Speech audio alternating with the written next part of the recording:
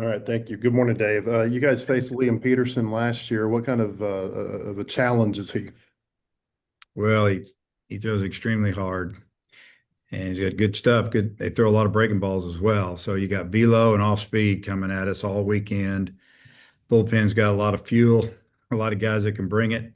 They got guys that touching 100 miles an hour, a few of them. So Mhm. we've got our hands full. So I guess that's really what we have right now. He played high school baseball with Hunter Dietz. Did you see him pitch in high school when you guys were looking at Hunter? Well, we saw him in summer league. We didn't, and he was committed to Florida early. So Okay. yeah, Okay. Are you going to keep the rotation the same this weekend? yes. Okay. Just Florida, they lost to Alabama. They got swept last week. They're a really good team. What kind of fight back are you expecting from them? Oh, a lot. I mean, they shut out Florida State midweek. So Florida State ranked in the top 10, had a great week last week. They've had a couple of really good weeks and came in on Tuesday and Florida, shut them down. So that was midweek guys that could shut down one of the best offenses in the country. So, the SEC, it's just the wild, wild west, man. Anything can happen any weekend. They went into Alabama, who just got swept on the road to open the season in conference, who played outstanding and beat them three times. So yeah, like I said, anything can happen in this league, and I don't expect anything that I know that always happens. You're going to get everybody's best shot, and when you get a chance to win a game, win it. All right. Hutch, go ahead.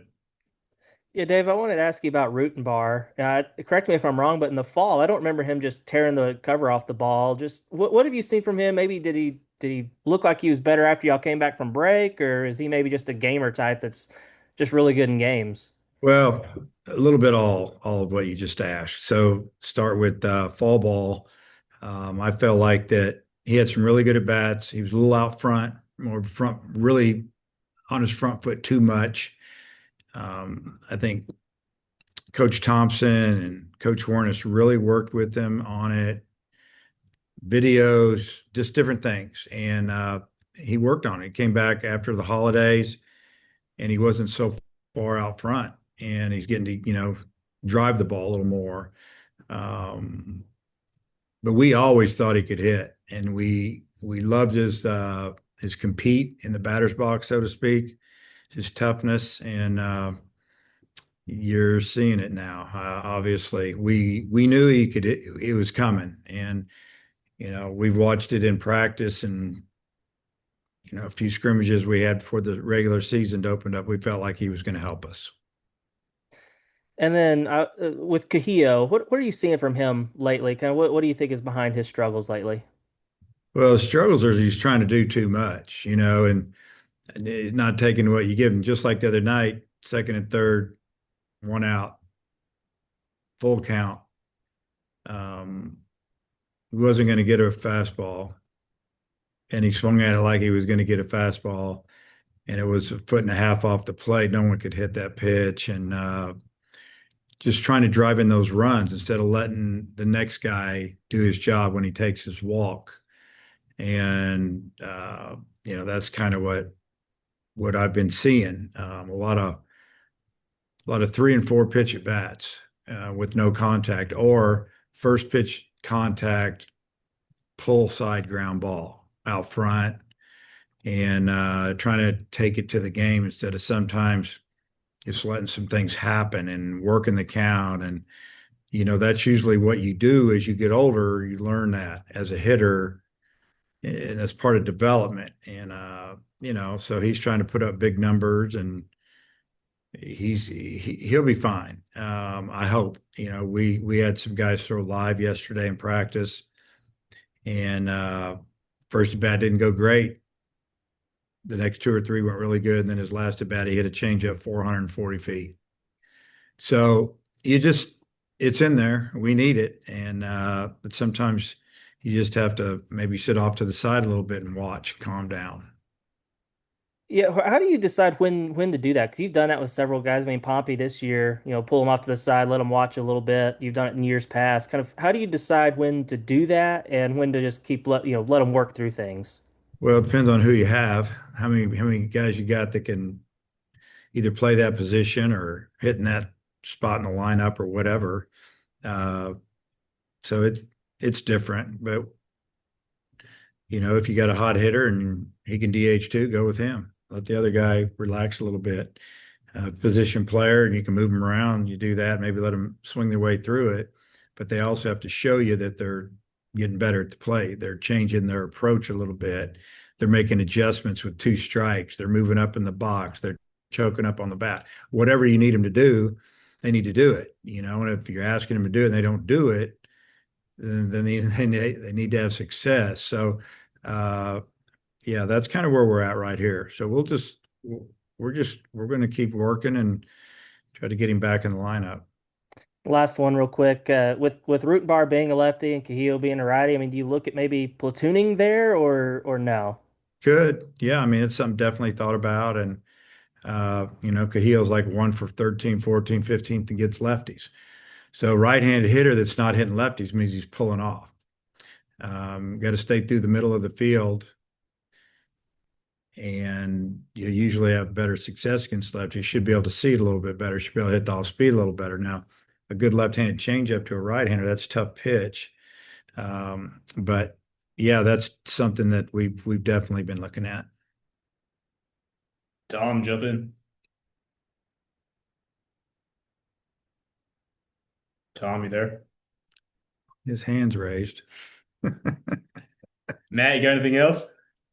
Yeah, I got a couple more. Hey, when you look at maybe put it this way, what kind of scouts like when you look at the rosters and the number of scouts that'll probably be there this weekend, I wonder what you think about just like the overall talent, I guess maybe is what I'm trying to say on the field between these two teams. Yeah, there's obviously a lot of talent on the field just about every time we play somebody in conference play. This weekend, maybe more than a few, but yeah, our guys are heavily scouted. SEC's heavily scouted, and then you bring, guys like Liam Peterson to town and King and Lawson, Mhm. along with our guys that are draft eligible. You're going to have uh, some of the higher ups in the organizations in to see guys. It won't just be the area scout.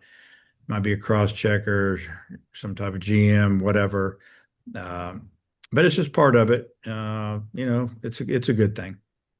With Hunter, I know you guys expected big things from him this year, Dietz. But to see it actually, unfold on the field, and even, he'll have a week where maybe it's not his best, but he bounces back from that. I just wonder what you thought about just the season he's had and his ability to, string together good outings. Yeah, I'm really pleased with what I've seen. Number one, he's staying healthy. I see a confident pitcher out there. He likes to work fast. He's been throwing a lot of strikes lately. He just comes at you, and he had a little bit of a learning experience a few weeks ago, and he wasn't getting some calls. And I think that it's made him better now, and you got to learn how to fight through that. And last weekend at South Carolina, when he went out of the game, I think we were down a run, and he pitched fantastic, honestly. And so he didn't get a decision, but he definitely gave us a chance to win that game. And we didn't do much offensively until late in the game, and we're very fortunate to win that game. But I like right where he is. It's if you look at his numbers, they're getting better every week. The wins and losses maybe doesn't look like he's done much, but he's really helped us, and he's given us some quality innings and given us some good quality starts. Is it fair to say he's like having a Friday guy on Saturday? Yeah, I think so. I mean, Friday guy is usually a guy that you want to give you 5, 6+ innings every time out, give you a chance to win, keep your bullpen calm down a little bit. And I feel like that he's done that.